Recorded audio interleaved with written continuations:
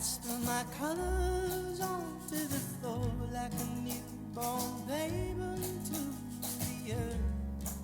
I thought I was righteous, but no. Welcome back, listeners, to the Jalapeno. This is Ty, your host. Thrilled to have three dear friends and multi-talented humans on this episode. Griffin and Sean McMahon and Ted MacInness, musicians and storytellers and all-around dynamic creators and individuals. I've had deep conversation with each of them over the years, and it was fun to sit down with all three at once. I hope you enjoy your time with them as much as I did, and always do. The music you'll hear on this episode is by Workman Song, Sean's act on which Griffin and Ted are both frequent and essential contributors. Here we go. I watched your fingers dancing on my guitar. Hello, my name is Griffin McMahon. It's good to be here, Ty. Yeah. Hello, Ty. My name is Sean McMahon. Hi, Ty.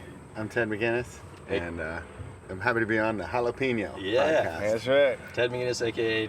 Teddy Drumsticks, Teddy Drum Beats, Teddy Lugnut, Teddy Bilge Teddy Pump. Bilge Pump, my personal favorite. Hey, you know T-Mac. that they call me Shreds McMuffin? Shreds McMuffin, Yeah. There we go. Oh, When yeah. I say they, And I'm Beats. that's Rose Guerin Oh, and yeah. Caroline Derrick mainly. What do they call you? I'm Beats McMuffin, and you're Keys McMuffin. I think. Is that it? Yeah. Sounds delicious. Griff, what does Ben call all of us? Calls you Elton. Calls That's me right. Ringo. Oh, man. I was like, which band? Yeah. Ben DeForest calls Yeah. you're Ringo, Ted's Ringo, Griffin's Elton. What did he call me? Leon. Leon Oh, yeah. Russell. That's Oh, right. nice. I like that. Leon Have you Russell. seen that documentary on Leon Russell, A Poem is a Naked Person? I have not.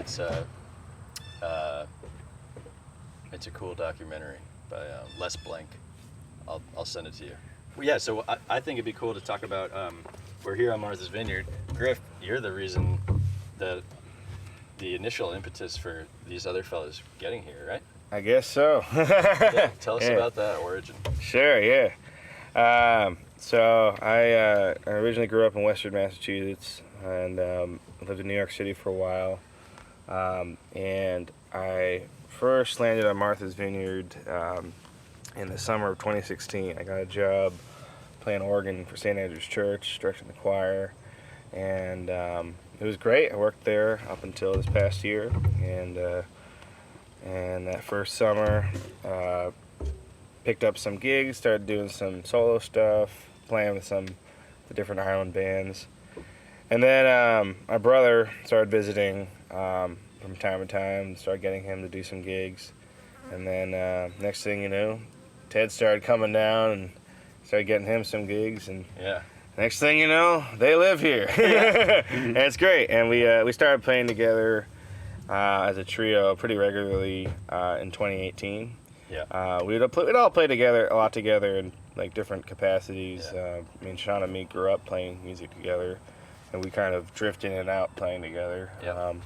I was in college. He toured with a band for a while. That Streets of Laredo. They're in New York City, and then Shout out Me- to Streets. that's right. And then What's up, Gibbos? yeah, and then Ted and me knew each other because we got That's connected. an entirely different story. It's a very long story. We'll try to condense very quickly. But he grew up with our cousins in Connecticut, and we ran into him in New York City, and they were looking for a keyboard player. His band, The Highway. So I joined The Highway. GG. So me and Ted connected. There's an instantaneous musical chemistry there. So I loved playing with him. Sexual chemistry. Yeah, that's right. Yeah, very intense. They're related. They got to be related. Yeah. But yeah, so we really enjoyed playing together in New York City. And then fast forward to like 2015, that was like the first time Ted, Sean, and me all played together. And then that was like extremely cool musical chemistry. And then I left New York City for the Vineyard. Sean went to Western Mass. Ted was still in New York. And it just kind of all slowly came together when I started inviting Sean out to come play, and then he met his wife here. Well, I moved to Connecticut. and Right, you- that's you right. moved to That's Western right, yeah. Mass, We all before. slowly left New York. Yeah. And It's a story in and of itself. Yeah. yeah. And then, It's so cool how it all transpired? Like, because you just got the job at the church. Yep. Sort of out of nowhere, right? Yeah, it was a job posting online, and I didn't really intend to leave New York City. Actually, I really loved New York. I was 23. I had just finished college, and I was like, all right, time to like enjoy the freedom of New York. But I also had kind of a hunger for a change of pace. I was definitely pretty, music school, especially classical music school, was so intense that I was kind of definitely hungering for a change. And so when the Vineyard opportunity came up, it looked really intriguing, and I jumped on it, and it was great. Cool. It led me to here, and Awesome. and it was a beautiful chapter. My 5 years living here. And then Sean, you were just thinking, oh, Griff's on the Vineyard, I'll go visit, and then that you just kept coming more often, staying for longer periods, and then met Katie. It happened very fast, actually. I think I went to the Vineyard once to help Griffin move in, and then I went another time to play a church service with my cousin Rosie, who plays harp, and she's always been a mentor of mine and Griffin's. And then Griffin invited me to play Christmas Eve midnight mass at church, to sing there, and he also invited Siren Mayhew to sing there, and that's the first time I met her. And then the next time I saw her and came to the Vineyard, I believe was Easter, for the same purpose, to sing Easter service, and that's when I saw her again. And yeah, that's when it started filling in. Like, I started being like, hey Griff, what's up? How's Siren doing? Trying to check a few boxes when I came to visit, trying to see her. And we started, I feel like we didn't really gig that much until like late 2017, after I'd kind of washed ashore and moved in with Siren, and then we really started hitting it with the band in 2018. That's when we started, and that's when I believe that's when the Holy Rock and Roll Revival started at the Ritz too. Sunday nights. I think we started Sunday nights in 2018. Yeah, because we were doing it when Isla was born, and she came in. Our little infant came in one Sunday night, like when she was like a few days or a few weeks old, which is crazy to think. You started young. Started young. So when you say the band, that at that point it was Brothers McMahon. I think right? so. Yeah. Because I think like for your fans, there's you three, that's Brothers McMahon. There's Sean's operation, that's Workman Song, that you both help out with and contribute to, and then there's Two Boys, which is Sean and Ted. Yep. There's different permutations of. There's also me and Griff. Like, I don't know if we have a name for that. We gotta have a name for it. We've done gigs with just us two. Mr. Entertainment. Just those two. Yeah. We can really cheese ball it up, just the two of us. Well, All integrity out the window. When you're playing Workman Song, when you're playing Workman Song, it's one thing. Brothers is mostly covers, in my experience. We have some originals too, though. Yeah, some originals, of course. Yeah, I mean, brothers. Because a lot of the gigs have been, bar gigs here in the island and weddings. It tends to be covers focused, and which is fun. I mean, it's a great time, and I think it was interesting because it started off like, I think, with mostly classic rock, 60s, 70s, 80s classic rock, and then as I got kind of more obsessed with like old country music, it kind of slowly, like, the set like slowly turned like maybe like 20% country music to 50% country music to okay, now this is like an entirely country set. That was sprinkled also with talking heads. There's a funny backstory with that too, because when Ted started, coming here regularly in like 2018, 2019, Ted was listening to a lot of like pop country radio, and he's like, check out this band Florida Georgia Line. And it was a hard sell at first, and I think what hooked us more was Blake Shelton. You got us really into Blake Shelton. Yeah. And That's exactly right. I feel like Ted kind of, for me, it was kind of this like perverse thing at first, like a humor thing. Like, I'm a father now, I should probably be getting into pop country too. Yeah. So all right, Ted, like, show me what's up. And then along the same line, like, Griffin was getting into like the, no offense, Ted, but the good stuff, like the older, more classic stuff.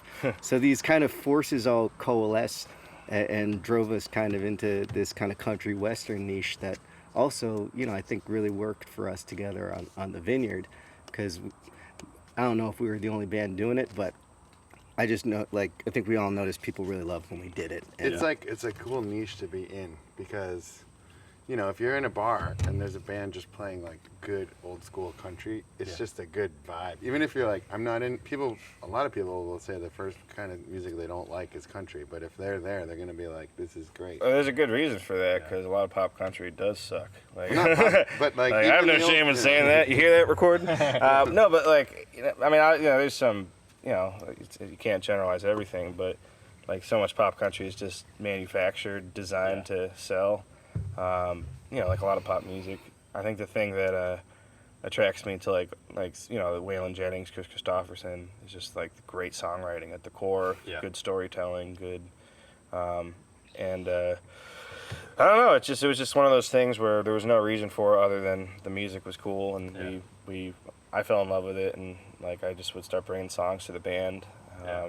Griffin ultimately left the band and moved because we had a fundamental disagreement about Florida-Georgia line. Griffin ended up I was on the Florida side. He was on the Georgia side. Just like full disclosure, Griffey's new gig is in an all-out war against Florida-Georgia line. Like Wheeler Walker Jr. Has a full-on campaign against that band. Sides have been chosen. He did picket the Country Music Hall of Fame. FGL does not belong here. Well, I think as a fan, I think what's one of the things that's cool that people appreciate about, well, aside from just your raw talent across the board, is the range. Like a show, one of your shows could go from Waylon to Bowie to Talking Heads to Nirvana, Rage Against the Machine. And the reason for that is... And the covers you pick are also not always the most obvious songs, but they are songs that people know, but maybe they don't know that they know. I think the biggest philosophy behind that, I think we're all on the same page about this, is whether it's playing here together, the three of us, or doing my own thing in Nashville since I've gotten there, is just playing songs I love. Yeah.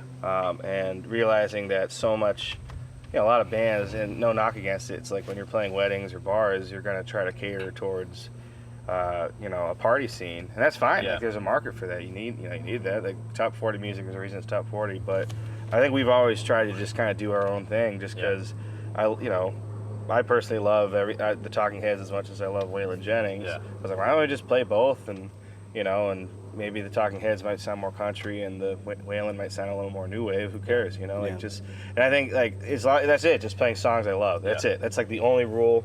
I know Sean and Ted feel the same way, and they have it's been really cool to see since I've left, and then try to fill in the gap of not having a third person there.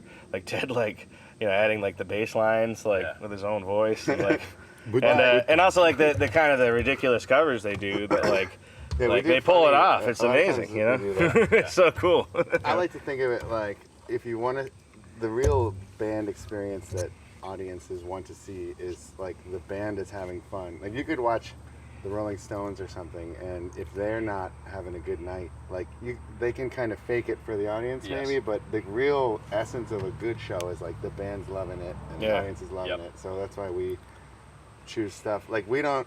Sometimes we're going to be what's going to get the crowd going, but usually we're that coincides with what are we going to have the most fun doing now too. Yeah, amen. Mm-hmm. I mean because that love, your love for the song, permeates through your expression of it. Yeah, and hopefully transmits to the audience. It's like having a good teacher, who it doesn't matter what the subject is, but if they're stoked on it, you're like, oh, this is a great class. And it's been interesting for me to observe, in my 8 months since I've been in Nashville, you definitely see the classic thing that I saw in New York where people get jaded, And I think the thing that has helped kind of center me in pursuing my work down there is always reminding myself that I could be doing something else, that I could not be a musician, and that I could not be pursuing the thing I love most. And I think that was where the COVID pandemic was pretty life-altering, where not having the ability to perform and literally legally not being able to, you'd get in trouble if you tried to have a show. And, That was crazy. It was crazy. So like that changed my course. It made me realize whether you're playing a small venue or a huge venue, it don't matter. Like just enjoy it because it could be taken away tomorrow. There's no guarantee for all sorts of reasons. You know, there could be another pandemic. There could be some weird other thing that causes this to happen. So my attitude towards playing any kind of show, whether it's like a background music gig or a headlining gig or whatever, like just enjoy it because it could be your last one. And that has helped me a lot to kind of steer clear of like the jaded professional music thing that you can see a lot in like kind of these music industry towns like Nashville or LA or New York, which is great. I mean, there's so many opportunities there, but you see how people get jaded and when you lose sight of the fact that this is a choice. Like you could just be doing some job that you don't love. Right. Like we've chosen to do something we love. So I think that's like that's a good segue to like life here on the island. You know, people that listen to this, a lot of them will be your Vineyard fans. And, or you know, hey guys, or your friends, friends that are not here that know you're here. And I think to Griff's point about playing a lot of shows and potentially getting jaded or playing the same songs and what is life? You guys play shows all the time here for like multiple nights a week. It feels like almost every night a week in the summertime. But maybe you could tell us more about like your individual experiences here on the Vineyard, being musicians compared, or maybe not necessarily compared to, but knowing that you've also done that in major cities. Sort of what's it like? I think fans would like to hear that.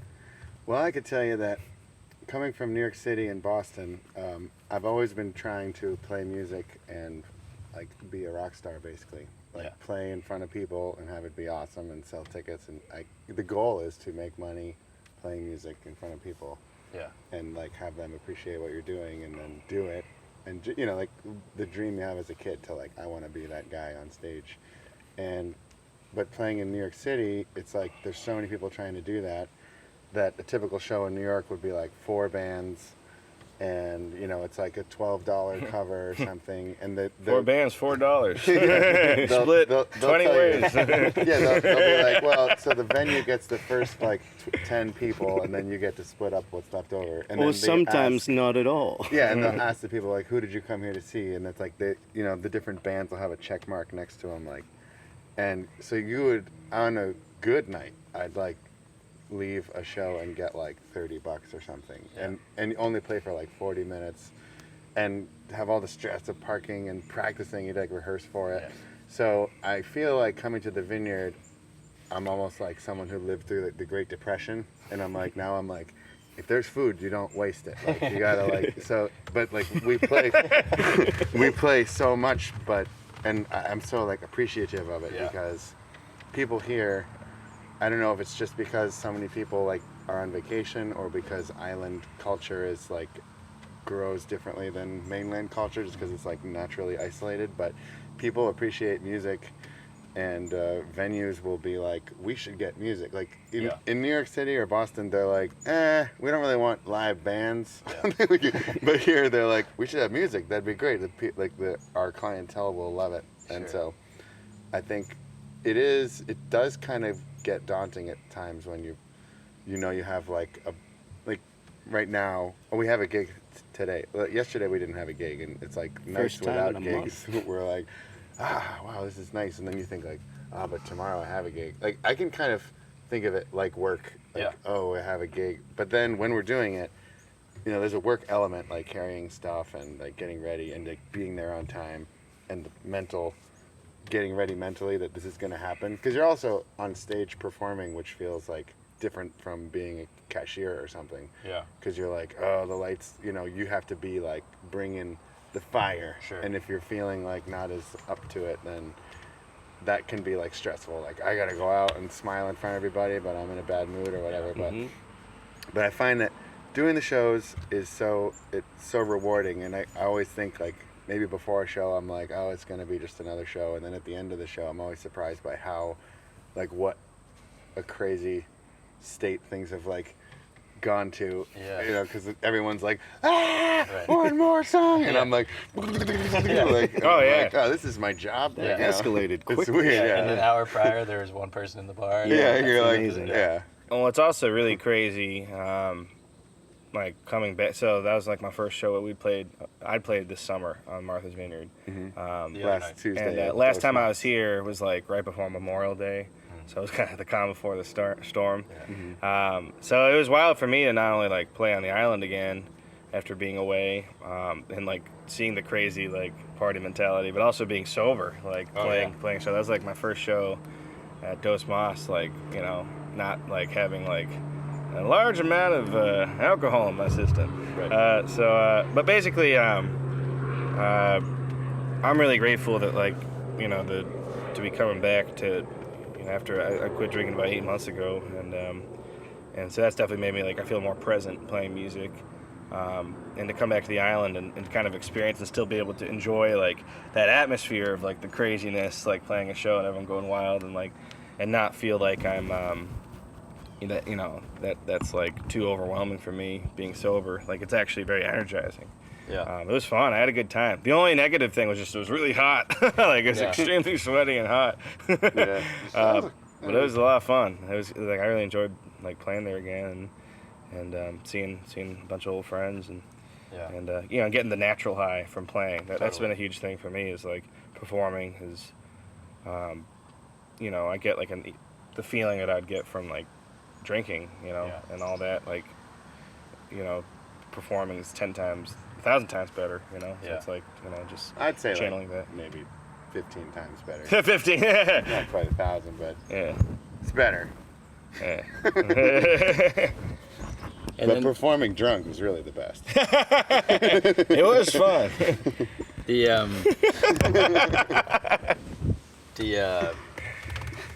I want to talk more about that part. Sean, speaking of your part about performing and getting on stage, like Sean, it made me think of Sean. Your life is busy in a different way than all the rest of us, for a lot of reasons, as a father, but also as a preacher man at the church, where you're also sort of you are on the pedestal, you are performing on a different stage. But maybe tell us a little bit about your thoughts on what these guys are just talking about, but also on how the rest of your life looks. Yeah, it's utter balance. It's really nice because back in the New York days, I kind of made this gamble with myself after nearly giving up music for some kind of fantasy of like a purely devoted, potentially monastic Christian life. I moved to New York to kind of go to the opposite end and see if I could live out, you know, my faith inspiration totally in secular music and trying to tour. And just like, once I was on tour and like, you know, sex, drugs, rock and roll, I started being like, I really wish I could like take a break some Sunday and like go to church again, you know, and maybe start doing that. And part of my transition out of New York, which, full disclosure, I was like flunking out of also, you know, like, you know, part of my transition was like seeking out kind of stability, roots, and all that, and trying to reorient like where faith actually lived in my real life, not just in my brain, you know, because anyone can tell you, like, everyone's varying degrees of religiousness really depends on like how spiritual versus religious you are. So for a while I was more spiritual than religious, you know, and that's all to say, by the time I got to the Vineyard, I'd kind of been following this sense of calling that it's time to become a working musician who is more grounded in like family, like traditional Christian values. You know, like that was my hypothesis that I wanted to explore. And that's how I ended up really leaning into like, hey, I'm just going to go to church every Sunday now. And I started doing that, going to church in Aquinnah, and starting to become a working musician, which is kind of what I can speak into what we were talking about earlier. Like in New York City, I wanted, like Ted said, like I wanted to be a rock star. That's why I went to New York City. And something like never clicked. And now in retrospect, all it is, oh, I was never a working musician. Like I was never doing it for a living. And, you know, whatever your definition of success is, you know, whether like you want to play like a stadium or not, you're not like you're not going to feel fulfilled one way or another until you're like at least making a little living off of it, right? Like you can be satisfied. I've talked to lots of people about this who are like, how do I get to the next level? I'm like, well, one thing is, if you have that blessing of being a working musician, that can be like a blessing and a curse. Because if once you find that stability, it's like, well, that is success, so you did it. And so I thank God and all my lucky stars that we found that. We found success as working musicians. And I think that's because of how wonderful the Vineyard has been to us, and also like the unique chemistry we have with all the bar owners and all the clientele. And I always tell people who are looking to make it, you know, in their own ways, like there's a good chance that you potentially have this relationship in your local market if you just offer to the community like your best. You know, if you really like give. And maybe that's the loony Christian in me, but that's kind of how all that fits together for me. Like half of why I called Workman Song was that I wanted this kind of music career thing to be what subsidizes my Christian ministry, right? And that really like became less abstract once I actually moved to the Vineyard, started going to church, started playing music for the church, and then in 2020 they're like, oh, our pastor's leaving, would you like to be the preacher? And it's a poor country church, and so literally that vision like came into fruition in a very solid way. Like, okay, I'm preaching at this small church, and you know, they wouldn't really have another pastor if they had to pay him like a full pastor salary, I think. And so I'm subsidizing that ministry with, you know, being a working musician, being a workman of song.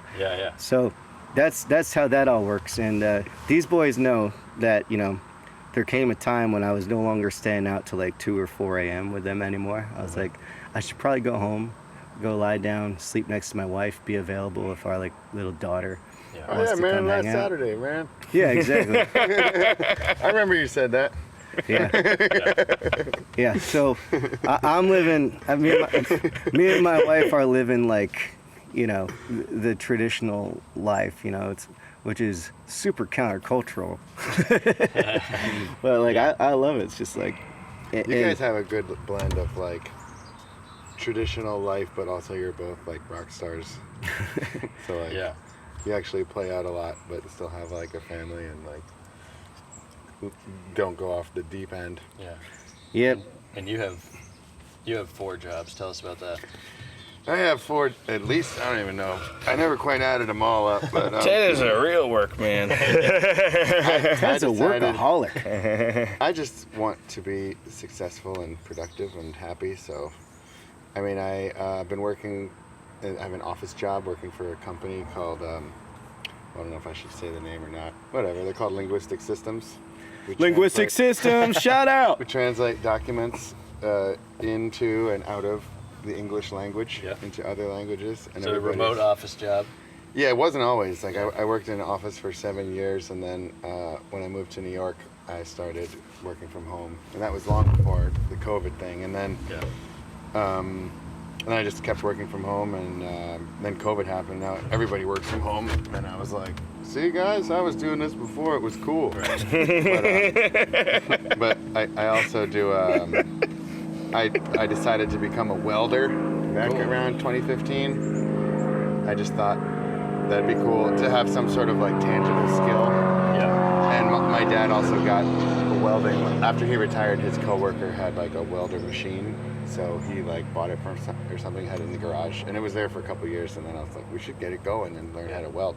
So my other friend has a furniture shop in Connecticut. So not furniture and building stuff type of thing, and so he does welding. So I told him like, dude, I'd like to learn welding. And my dad got me 1 lesson in welding, and so I kind of got the hang of it. And then I started working for my friend, and I really got the reps of actually doing stuff like orders and, you know, just cutting metal and welding it together and various things. And then my other friend's got a fence company. Shout out Riverside Fence. Whoop whoop.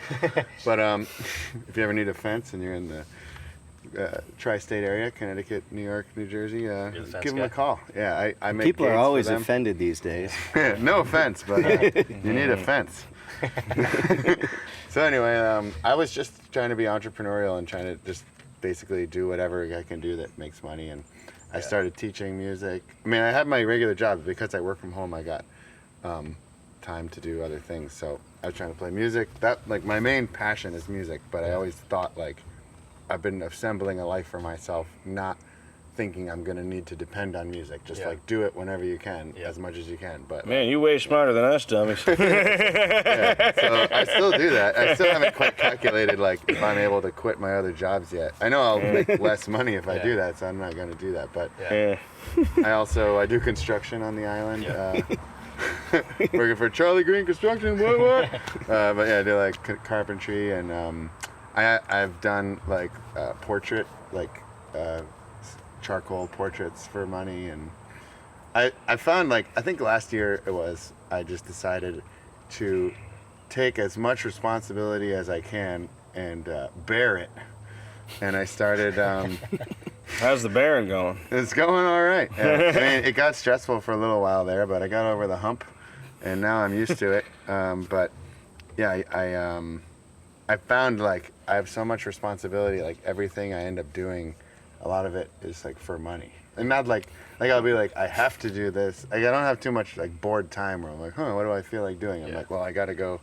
If I'm done with this, now I have to do this because this guy's, like, expecting me to do it. Yeah.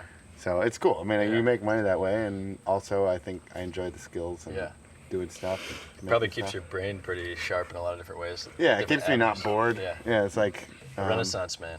Yeah, I want to get good at everything. I started trying to learn how to fish, and trying to play tennis now. And still suck at tennis. Yeah, I suck at tennis. Really bad at golf, but I want to play golf and sailing. I'm trying to learn sailing down with the folks down at Gannon and Benjamin. Whoop whoop. Yeah, you're a lifelong learner. Yeah, I think life is a journey. There's so much to learn, and I don't know if you have one life or more, but do as much as you can, at least in the one you're currently in. Amen. Ted is very precocious. Yeah. What's that supposed to mean? That means... You mean I take a lot of cautions preemptively? No, it's the opposite. Precocious. It means that... Preternatural. It means that you pretty much expect you can do whatever you put your mind to, and I believe that's why you are able to do it. Yeah. You are an inspiration. Well, thanks everybody. Ted MacInness, everybody. Eddie Bilderspot. And then Griff, you've touched on it a little bit, but down in Nashville. So you do have the life here that you built on the vineyard. Yeah. Been 5 years you were here or so. Yeah. And then you decided to move to Nashville. Tell us about that. What weighed into that decision and what you're doing down there? Sure.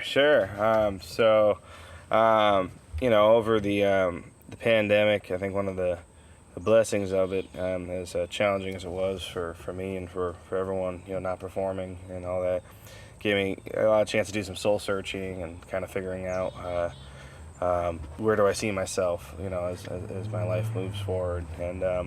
And before the pandemic hit, I would travel down to Nashville, like over the winter when things were slower on the island. I would travel down to New Orleans. I really like to spend time down there. And I originally kind of thought more about maybe moving to New Orleans. It just kind of seemed. I just really loved just everything about it, the culture, the food, everything. And sobriety.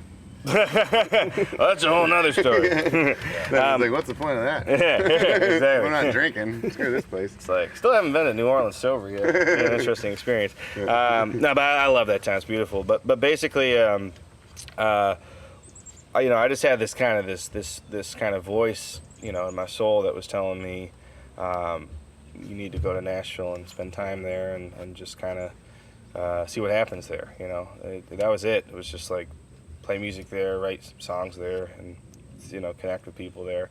And of course, the thing that was holding me back was I loved it here so much, and I had built so much here. So it was challenging to kind of reconcile those two competing feelings, where the age-old freedom versus security problem, which was, I had a great situation here. With my job at the church and playing with Sean and Ted, I'm 29 years old, and so when I was going through this, last year I was 28, and between all that had happened, over the pandemic and just kind of those life changes, the church had graciously given me a sabbatical. So I went down to Nashville first in November, before the sabbatical began. I was still drinking, and I wasn't like a complete disaster or anything, but I definitely was drinking too much. Like I was a jolly, social drinker. Never drank alone or anything, but it definitely clouded my ambition. I think it just kind of was a massive distraction in my life in retrospect. And then I came back to the island in December to do Christmas, for the church, and but I got COVID right before Christmas, and so I was forced to be home for 10 days and recover. And because of that, I lost my taste and smell for a few days, and it was like the first time in like a long time where I just didn't drink for a few days. I was just like, I remember like seeing a bottle of vodka like in my house and being like, oh, why would I want that? And after about 3 or 4 days, I was like, man, I feel really good. Like, what the heck? This COVID thing ain't so bad, I was sick, but it was bad for a couple days. But once I got over that hump, the combination of feeling better after COVID and being sober for just a few days was like amazing. Yeah. I was like, what the heck is this? The clarity was better, my memory was better, my energy was better, everything was better. So I was like, I'll keep this going for 10 days, and then I'll go back to it, And then before I officially started my sabbatical in Nashville, which was, January, I had my last gig at the Ritz with Sean and Ted before I was planning to come back. And I was like, what would it be like to play at the Ritz sober? Yeah.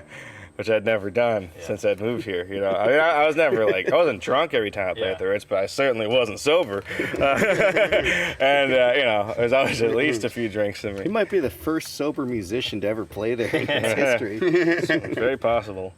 But anyway, so it was just eye-opening. I felt like I was on it was, everything was so vivid and crazy. Like the colors again were so vivid, and I was more sensitive to sounds and whatnot. So I felt like I sang and played better. So it was just a no-brainer to me. I was like, I should keep this going at least for a little longer.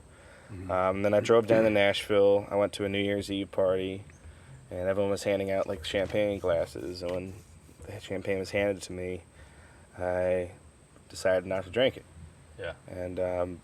And then January began, and I was like, well, might as well do the dry January thing everyone does. I'd never done it. Yeah. I didn't think I could ever do it, because since drinking was such a part of my social life, completely intertwined.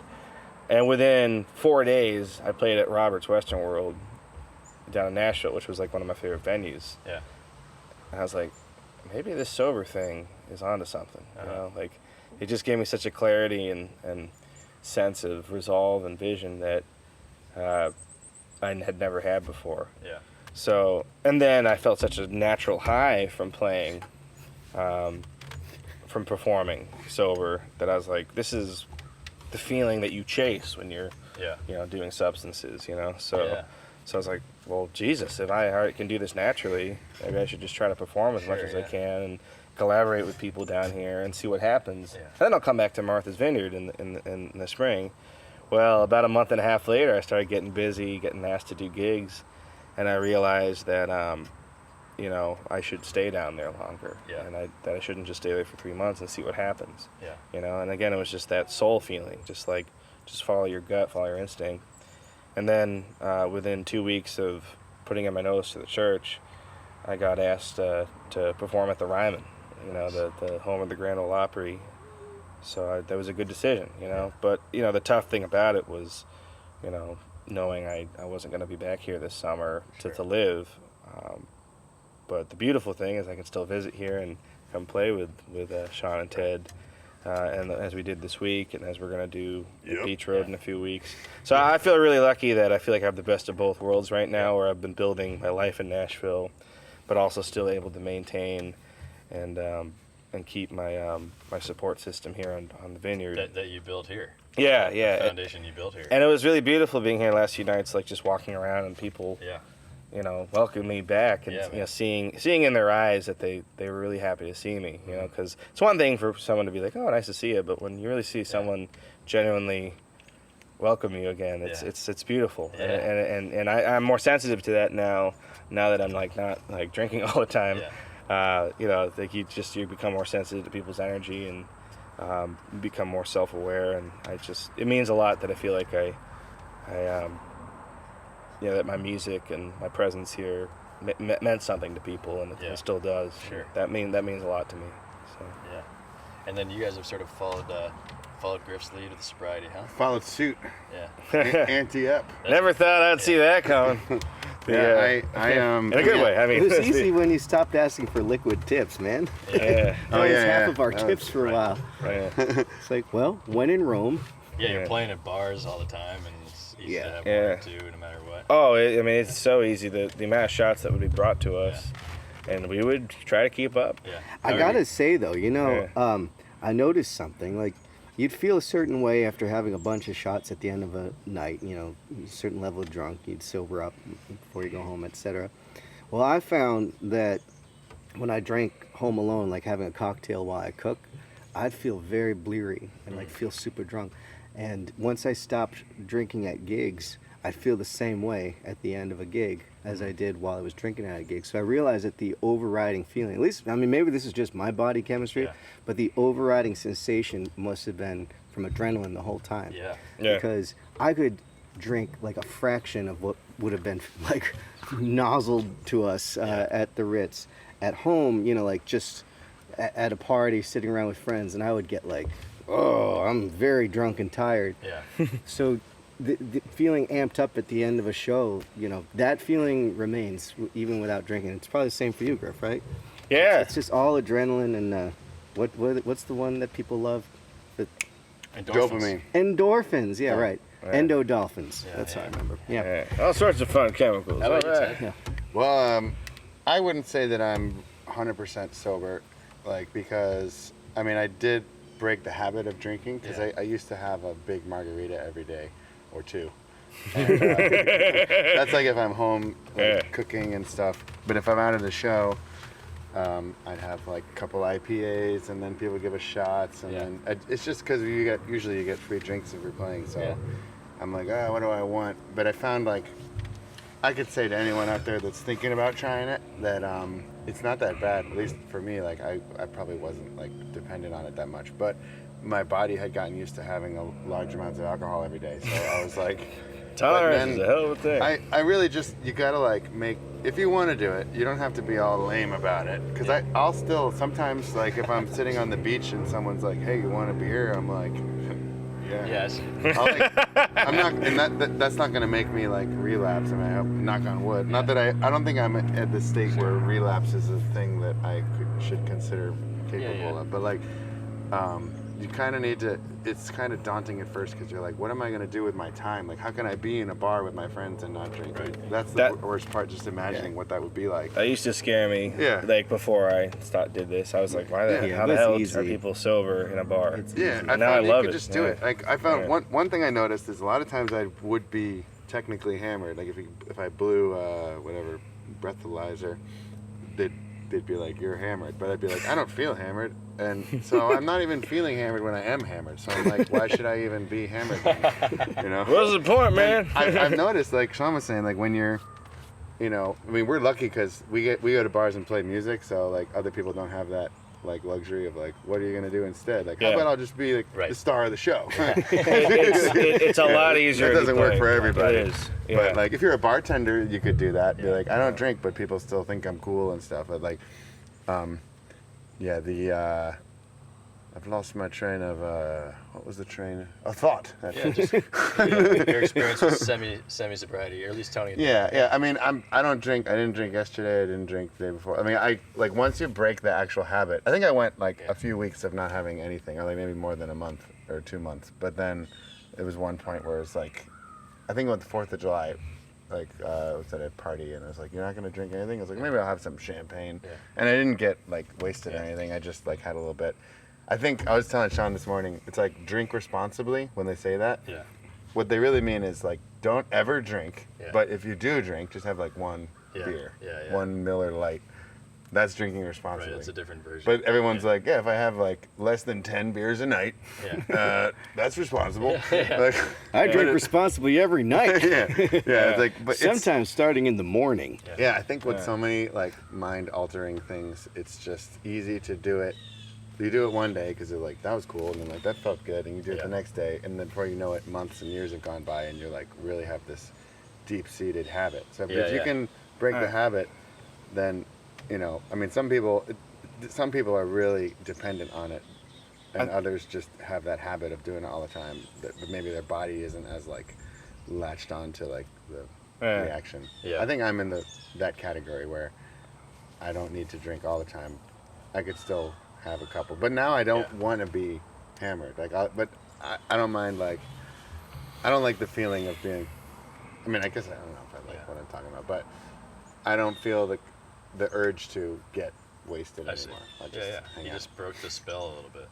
I think for all of us in a different way, it's definitely been an experiment for me, like a lifestyle experiment, because I started drinking like pretty heavily and regularly when I was 18, and I loved it. Like I really loved moving to New York City and like just experiencing like that and the lifestyle, going to parties and all that stuff. Like it's exciting. That's the reason why we do it. So for me, it's almost like it's really neat to like learn how to just get the natural highs and to just kind of deal with your ups and downs in a natural way. And I think there's actually the kind of philosophical side of it is the kind of the freedom thing, like what we were talking about earlier. It's like, are you really free if you're just consuming things all the time, or are you more free when you're free from want? When you actually have the self-discipline to live freely, and to be surrounded by alcohol and to not take one sip in a bar, to me fills me with a strong sense of I can be free and be okay. You're in control. I'm in control, and that actually, and the joy I feel from knowing I can still have a great time without it, but to be surrounded by, being in a lion's den has been amazing actually, and that's why it doesn't bother me to be around people that drink, because I understand if someone told me last summer, man, you're drinking too much, stop drinking, I would have been like, hey, screw you, man, how could you tell me that? But what's up, airplane? Tubman 601. Yeah, but Flew up the night he goes to war. Ever see Three Amigos? Three Amigos, man. Yeah. That's a great film.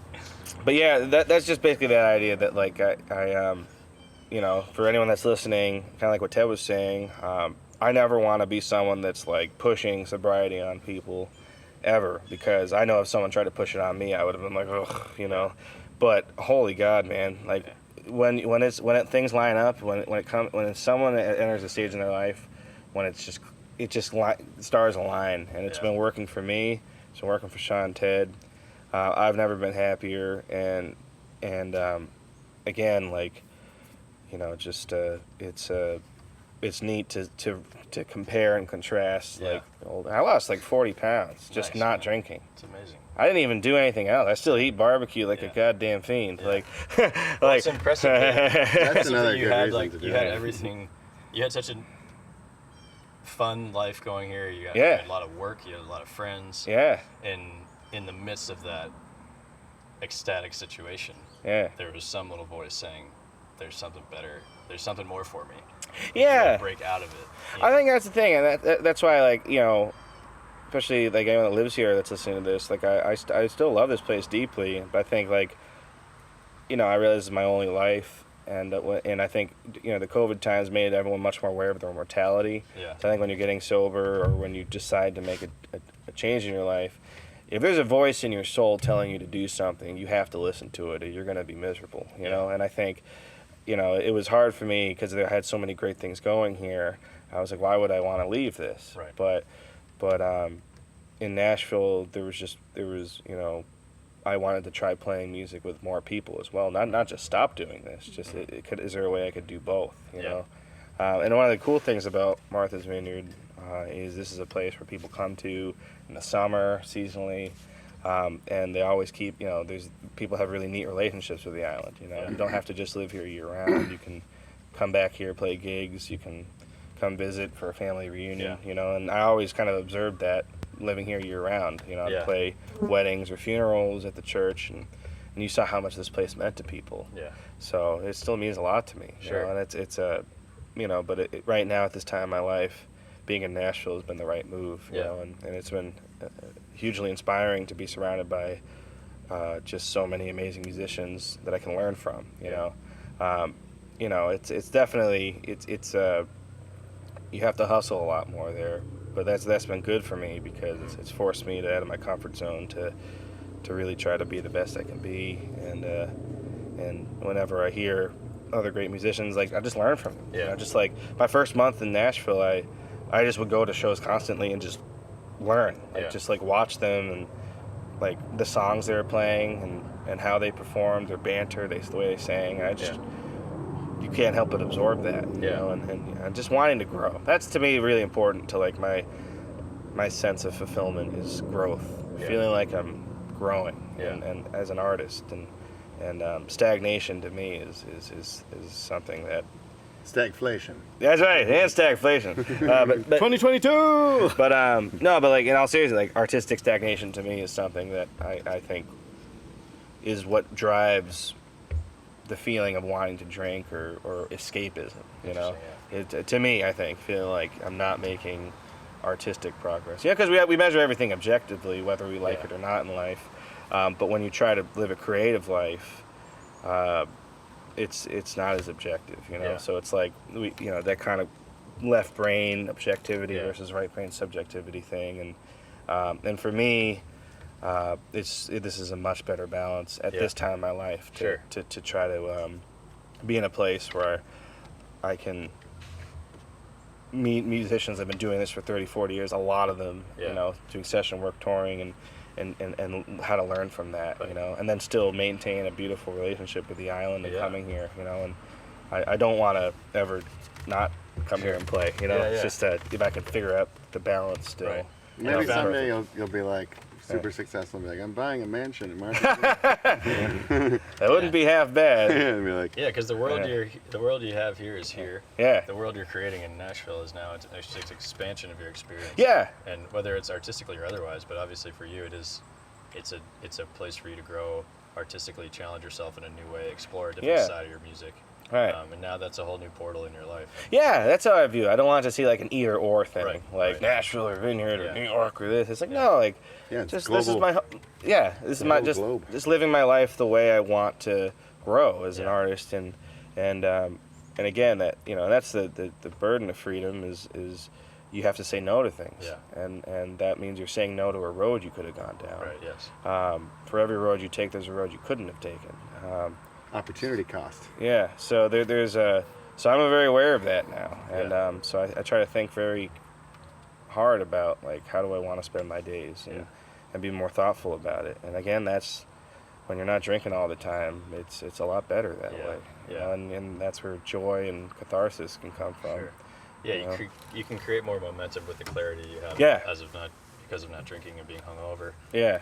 It's amazing not being hungover. Because you get in a cycle. Yeah. You go through the week and then you sort of fall off the cliff on the weekend. Yeah. And then you start over, recover till midway through the, talking about it, someone Monday through Friday job. Yeah. It's pretty regular, like potentially stagnant cycle that people get in. But when you're not in years that, can go by like that. Right. It's sort of like a time machine. So that props to all you guys for even trying it on that certain levels. And like you said, it's an experiment, and I think it's important to experiment with things. Yeah. And see how you feel when your life is arranged in various ways, and then try to pave your path with the arrangement that helps you grow and feel your best. So. And it's important to not think of it as forever. Just day by day. This feels good now. This is an experiment. It'll be forever if that's what you want. If you're like, like if you really like, know, I'm not gonna step on a nail ever, right? Because I really don't want to. I'm careful not to, and I don't like the feeling of it. Yeah, that's easier. If you're like, but nail stepping is cool. I kind of want to. Then don't even think of it that way. Like, right. Yeah. The show coming up at Beach Road at the end of August 2022 is Workman Song, and maybe you could tell us what that means. Well, we are very blessed and excited that on Friday, August 26th, we'll be playing the 8:45 p.m. slot at Beach Road. We have a didn't nice know. set prepared for you, and I believe the lineup will be Ted here on drums, Griffin will be on keyboard, we'll have Chris Knott on the bass, Miguel Samuel sitting in on guitar,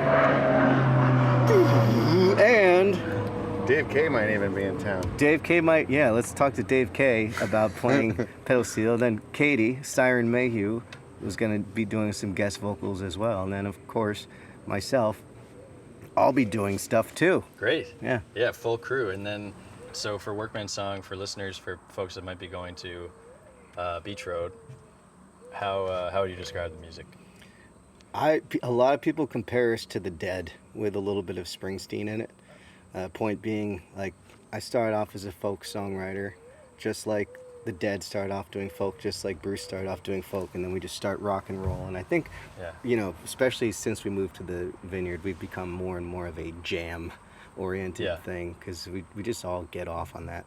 Yeah, cool.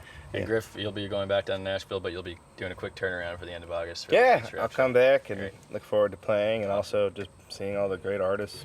Emmylou Harris, Billy Strings. It's pretty killer who's playing this back year. David Brothers. Yeah. Are you going to be It's amazing. touring? Krungbin. Krongben. Yeah, it's going to be quite an ensemble, and how cool that you guys get to be up there, rightfully so, and I can't wait to see it. But thank you all for all the great contributions you make to this island. And Well, you're no schlub yourself, Ty. you're number He's the least schlubbiest of us all. But thanks for being on the program, guys. Thank you, Ty. Appreciate it. Rock Good and seeing roll. you, man. Thank you very Hell much. yeah. See you all. Thanks, listeners. It's the Jalapeno Podcast. Your host, Ty. Catch you next time. Take care.